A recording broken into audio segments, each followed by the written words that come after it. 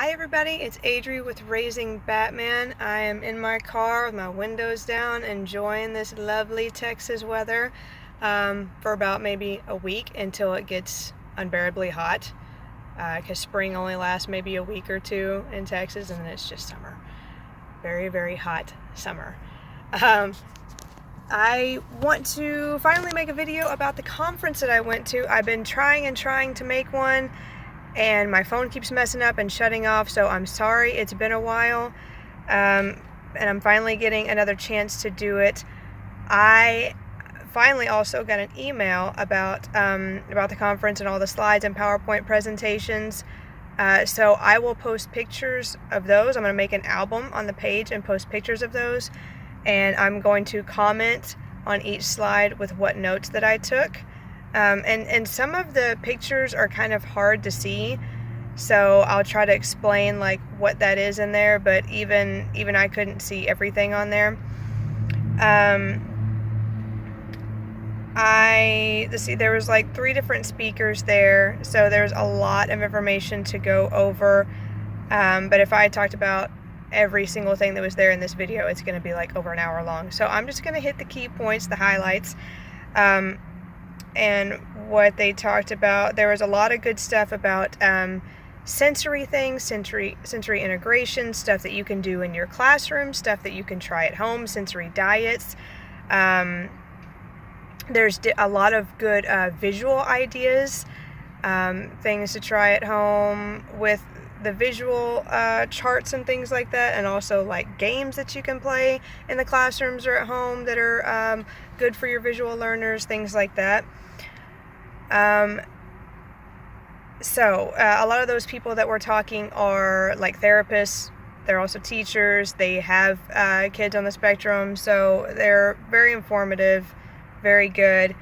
But of course, the highlight was Temple Grandin, and I don't have a whole lot of notes on that because she was going through the slides very quickly. She was talking really fast. She had a lot of info to give us in just a short amount of time. So one thing I would definitely suggest, if you have not seen her movie, just called Temple Grandin, go watch it. It's really good. I watched it a few years ago. It's on Amazon Prime, if for free if you have an Amazon Prime account. I don't think it's on Netflix anymore, but you can go rent it and things like that. It stars Claire Danes, and like I said, it's called Temple Grandin. It goes through her life, like her childhood, her young adulthood, relationships with her mother and certain teachers and things like that, and how she got into the cattle industry and what all she's done for it. And it's awesome. Really good movie. Now what she talked about is what I've seen in a lot of her interviews, articles, books, her TED Talks, things like that, is talking about catering to your child's interests and finding out what those are and giving your kids the loving push they need.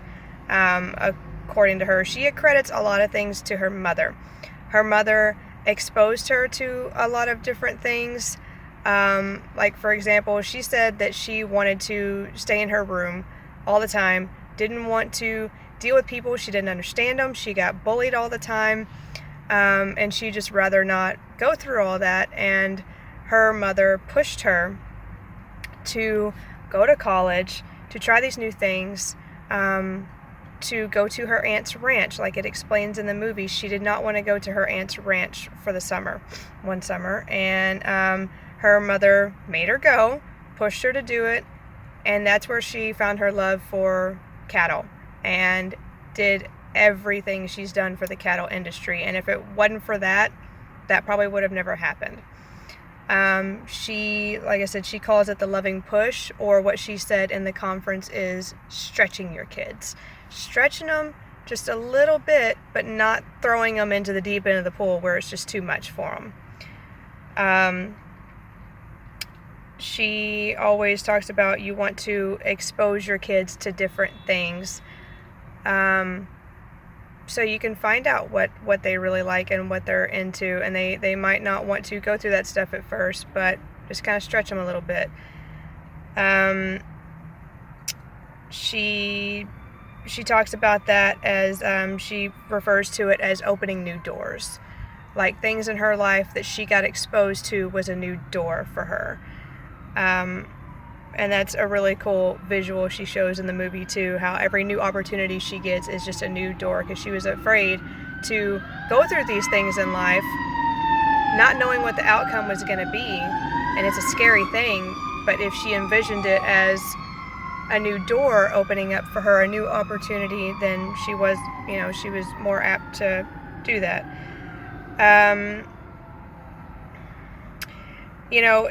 In the movie too, it goes through and explains that she was nonverbal until she was about 4, and that's about the time she got diagnosed. And back then, the recommended treatment was to be institutionalized. And again, she talks about her mother and how her mother just refused to do that and never gave up on her and did everything she could for her. And pushed her to do things that she knew she could do, because she was smart and she knew that she could do it if she just pushed herself and tried. So she really encourages people to do that.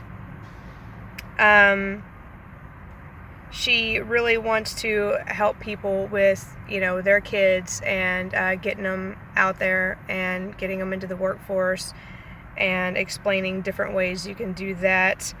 And she also goes through and talks about different, the different ways people on the spectrum can think, like different, like she is a very, very visual thinker. She has a book called Thinking in Pictures. She's a very visual learner. I know a lot of kids that are, and she goes through like pattern thinkers and verbal, language thinkers and things like that, and kind of breaks it down, and those are on those slides too. It's really cool because she always brings along like pictures of scans of her brain scans of her brain versus like a control group of, typical brains. And it's really cool to see because, like I said, she explained she's such a visual thinker. Her optic nerve is so much bigger than that of like a typical person's brain, and like the speech and the social are smaller. And it's just, she's always been really interested in psychology and things like that, so that's why she was doing all that, and I am too. I think all that's fascinating. So that's really, really cool to see too. I love that she does that. And like I said, those are in the pictures of the slides too. They're kind of hard to see though, printing it out like that, but I'll post them. Then, she starts going into like answering questions and things like that. She talks about what she did in the cattle industry and different stories of people she's run into and, different situations and how to help those situations. And like one of the questions was getting over or learning how to tune out different sensory things. There was another adult there that was talking about he can't stand the smell of coffee.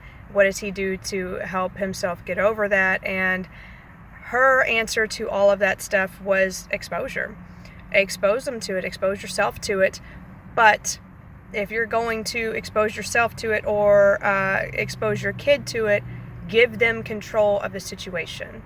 Give them choices and give them control.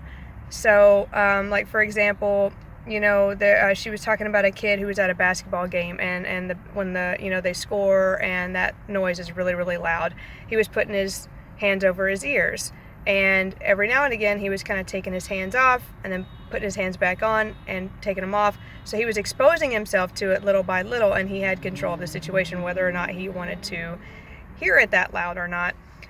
Same thing with the headphones. She was like, of course, if your kids want the headphones, that's fine, but just kind of exposing them to those things a little bit at a time. And that's kind of what I've always done with Gage too, is he's gotten better and better over the years about the grocery store and things like that.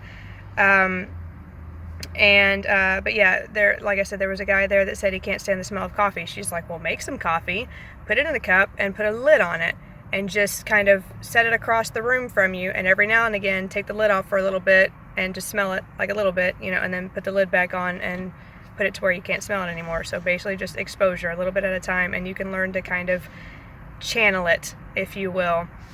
And I thought that was pretty cool because I could really relate to that with Gage. There was one story we were talking about after she spoke, and I was talking about the sensory stuff, and she asked me, what's his greatest fear?